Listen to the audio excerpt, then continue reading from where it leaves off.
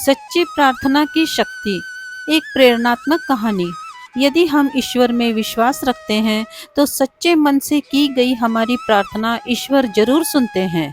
प्रार्थना एक ऐसी शक्ति है जिसके द्वारा कोई भी जीव ईश्वर से अपने मन की बातों को पहुंचा सकता है, और जिनको ईश्वर पर विश्वास होता है वे बड़ी से बड़ी मुसीबतों का सामना आसानी से कर जाते हैं।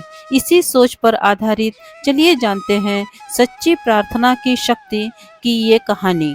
एक गांव में थोड़ी दूर पर एक तालाब था। तालाब बहुत ही गहरा था, जो कि हमेशा पानी से भरा रहता था। इस कारण उस तालाब में रंग बिरंगी मछलियां और अनेक जीव रहते थे। मछलियां देखने में बहुत सुंदर लगती थी, इसीलिए गांव वाले उन मछलियों को कभी नहीं मारते थे और उन मछलियों को आटे की गोलियां भी खिलाते थे, जिस कारण से उस तालाब की मछलियां, मेंढक जैसे जीव बड़ी शांति से अपना जीवन व्यतीत कर रहे थे। एक बार की बात है, भयंकर सूखे के कारण बारिश नहीं हुई, जिससे तालाब का पानी तेजी से सूखने लगा था और उस तालाब के आसपास रहने वाले जंतु वहां से दूर जाने लगे थे।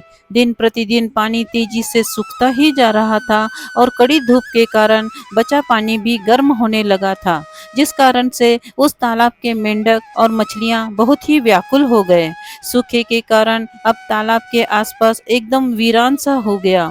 सभी पक्षी दूर चले जा रहे थे और धीरे धीरे सारे मेंढक भी वहां से जाने लगे, लेकिन बेचारी मछलियां, वह पानी के बिना कहीं तैर ही नहीं सकती, तो दूर जाने का कोई सवाल ही नहीं था।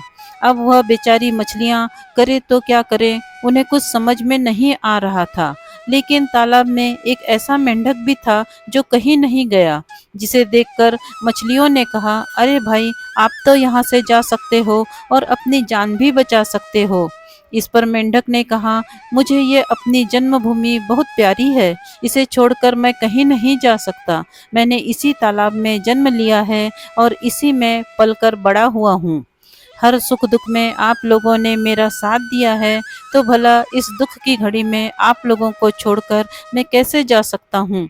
सब दिन बराबर नहीं होते हैं, हर दुख के बाद सुख के दिन जरूर आते हैं, इसीलिए हमें ईश्वर पर विश्वास करना चाहिए।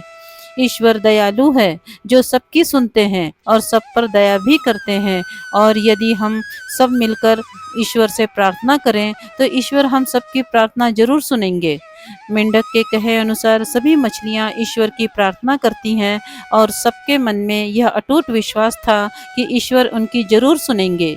यह सब घटना उसी गांव के एक लड़के ने गांव वालों को बताई कि कैसे इस धरती के छोटे से छोटे जीव भी ईश्वर में अटूट विश्वास रखते हैं और हर जीव को अपने मातृभूमि से प्यार होता है, जबकि हम सभी अपने छोटे छोटे स्वार्थ के लिए एक दूसरे से लड़ते रहते हैं।